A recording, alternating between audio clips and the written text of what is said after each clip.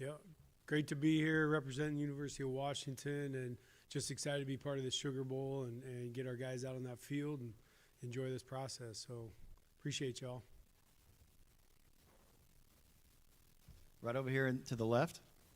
Hey Ryan, Pat 40 from Sports Illustrated. Yeah. I'm wondering if you can tell me the worst road trip in the Great Plains Athletic Conference and why you guys' coaching has been able to translate up levels from there. Well, the worst one was probably my first one, and I just didn't know the mode of operation. So we were going to Nebraska Wesleyan, and we stopped for the pregame meal, which was at a park, and we pulled the coolers out of the bus and had sandwiches before the game. So I was like, wow, this is intense. But no, they were all great. I enjoyed all of them. I think as far as your question, the translation piece is, we're mentors and teachers first. And I think that the better you can be at filling in gaps and doing the best with the resources that you have, regardless of where you're at, if you're at the New York Jets or Washington or University of Sioux Falls, it doesn't matter. I think you always want to make the most of what you have and, try to do a great job with the resources that are available, and then make everything about the players and the people. And I think that translates no matter where you're at. All right, we'll go to the right side in the back. Hey Ryan, Ralph Russo with the Associated Press. What's the dynamic of being the play caller for a guy who has made his reputation as a play caller? Obviously, you and Kalen have worked together for a long time, but what's it like calling plays for somebody who has called plays? Well, I think it depends on the relationship. It can be a little bit brutal, or it can be awesome. And mine definitely would be the latter. I think that part of that is the relationship that you have with the person you're working with can be either that of a sounding board or a critic. And I think Kalen's always been good at that. And obviously, long before I was calling plays, I was sitting in that room with him as his sounding board. So prior to being a coordinator, Kalen and I were working together, coming up with solutions and thinking of ideas and ways to be creative offensively. And I think that relationship has just stayed status quo. And so I've always felt the ability to stay creative and things like that and not worry about, the critical part, only that there would be just, a constant flow of information of, hey, I see this, I see that. And then just knowing that he doesn't have to have the pressure of doing that, that there can be trust both ways as far as, just letting me take care of the offense. There's a lot, obviously, that Kalen has to tend to. So I think there's a lot of freedom in it. All right, left side on the aisle.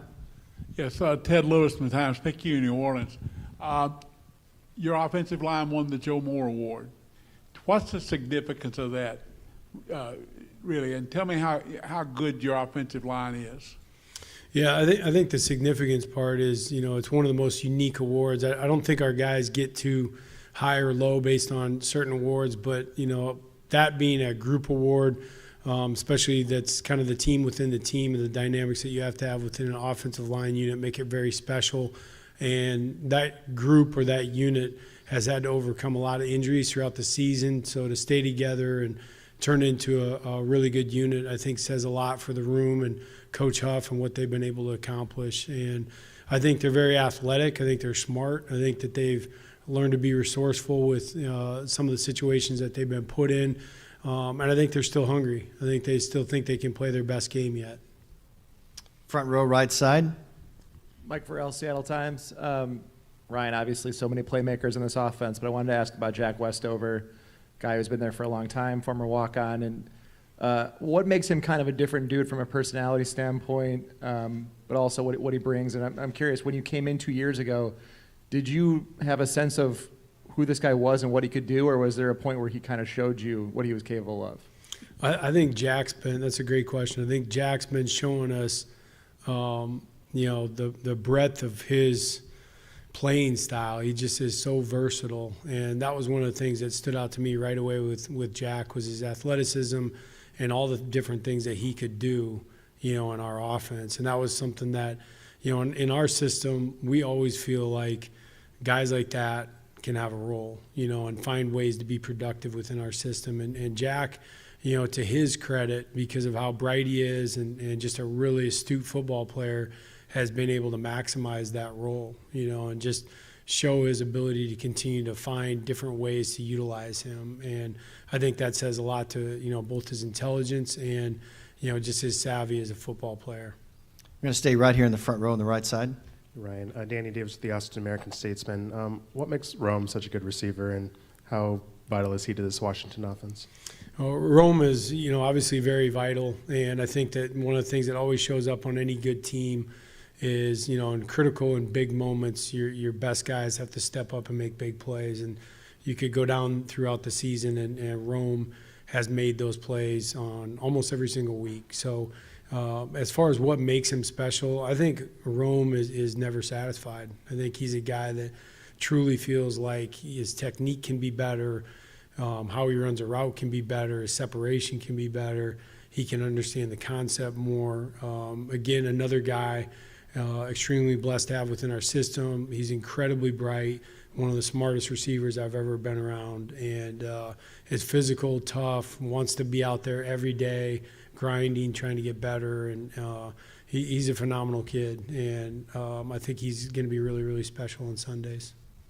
All right, left side, front row. Hey, Coach, I'm Dave Farenthold from the New York Times. One of the things I think that's changed college football a lot in a way that fans may not see is the rise of NIL collectives. Can you explain sort of how much those have changed the way the game works and the way the recruiting and retaining works, and how they'll try to take advantage of that to make this team better, to make this team what it is? You said 15 minutes, right? Correct. Okay. There's a lot to that. I think one of the things I would say that I think is from a positive side is I've seen definitely more good than bad.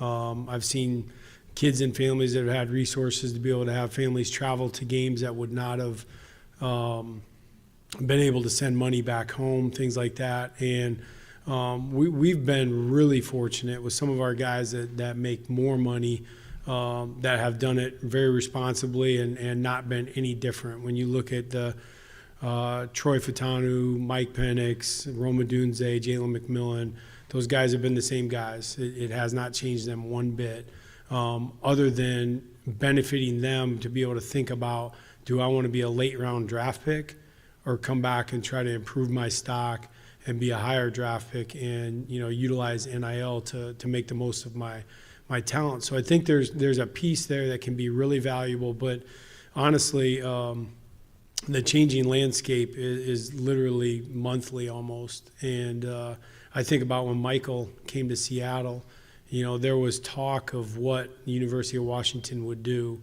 a collective and all these things. And now just to see how much it's changed and grown, and obviously, Michael has reaped the benefits of that for sure, and he's earned it. But it is so much different now. And so when people talk about money as the first thing that they want to know about with your program and things like that, I think that, antennas can go up there a little bit, but I don't think you can back away from the conversation and just try to be part of it. I think even the playing field and trying to figure out ways to understand what the maximum amount would be and making that level for all the teams would be the logical thing, but obviously free enterprise is free enterprise, and you certainly want these kids to be able to get everything that is possible.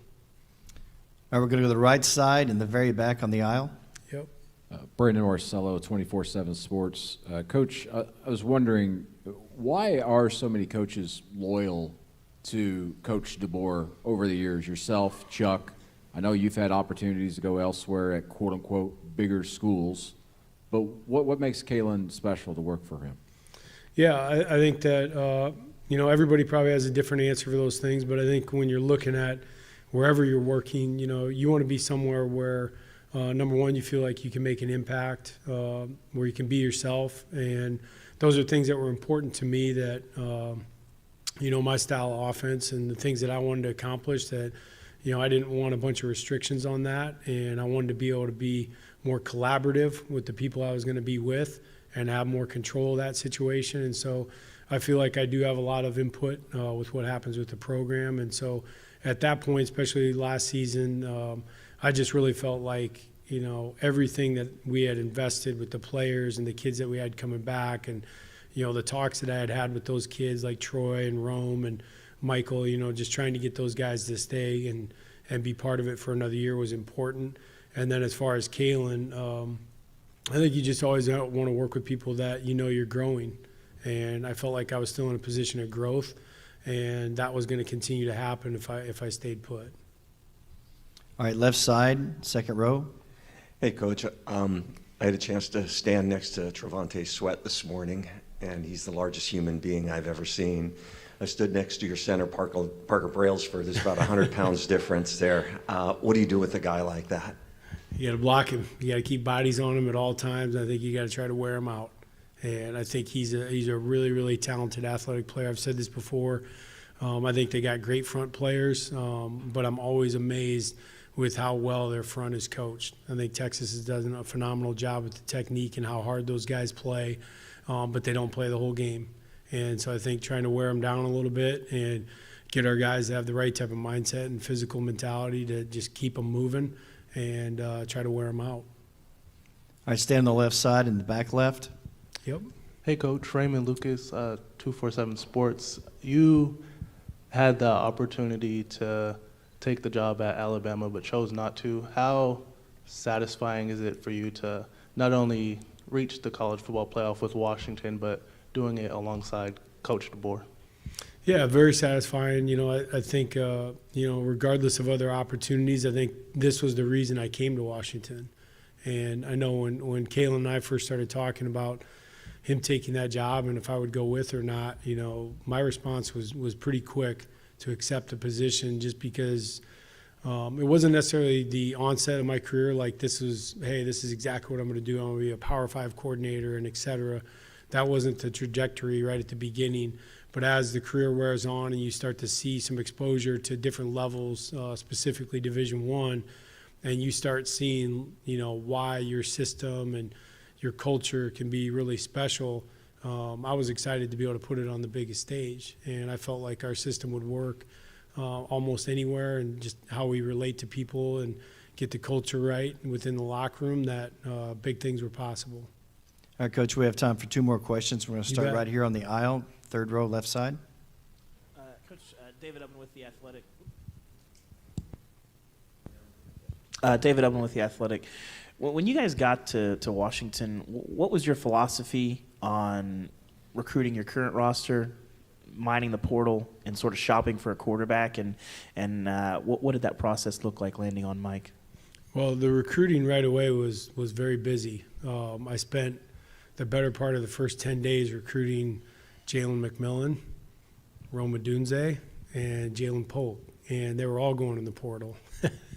And not in a bad way, and I mean this because they were confused. They were going on their third head coach, and they just wanted to get it right, And so sitting down with those guys and a multitude of other players, when it was really just Kalen and I in Seattle, right away, the first part of December was really just Kalen and I in Seattle, just kind of like talking to guys, meeting them, spending time, and then really, just like you were saying, recruiting them, sitting down, showing them how the offense has worked over the last 15 years, how we've utilized different receivers, backed by stats, and just watching film with them and then just getting to know them. And I think that part, allowed us a door to be open to begin the relationship. And my only request to the guys was just, let's just go through this and work at building this relationship, because you can't walk into a room and instantly have a relationship. We have to work on it. As long as we can have a little bit of trust and see if we can get this thing rolling a little bit,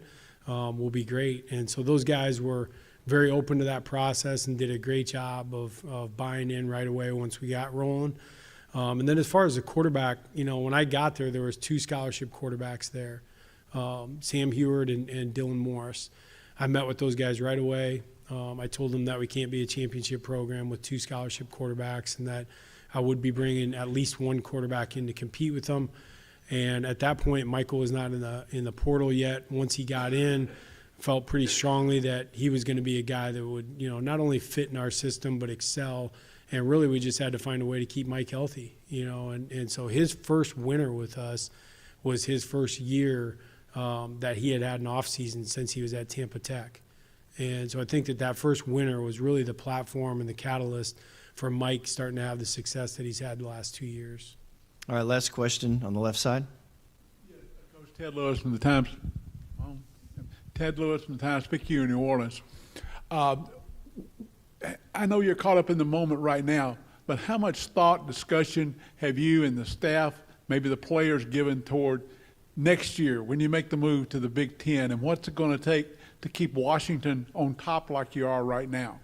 That's a great question, and it is hard to balance that out. You know, right now it's tough to see the forest through the trees, but obviously recruiting and roster management and future thought play into every week. So we certainly have those discussions. I think that our footprint will still be on the West Coast recruiting and getting the best players out there. We'll dip in where we need to and get the Dylan Johnsons out of Mississippi when necessary. But you know, as far as us, you know, how it plays out, we're just excited to be playing, you know, some of the best teams in the country on a weekly basis. You know, for us, I don't think it changes who we are, what we do, but continue to be relevant in the top 5, top 10 discussion is something that, you know, everything we do from how we operate in the off season to the type of people we bring in the program will be, you know, obviously super important.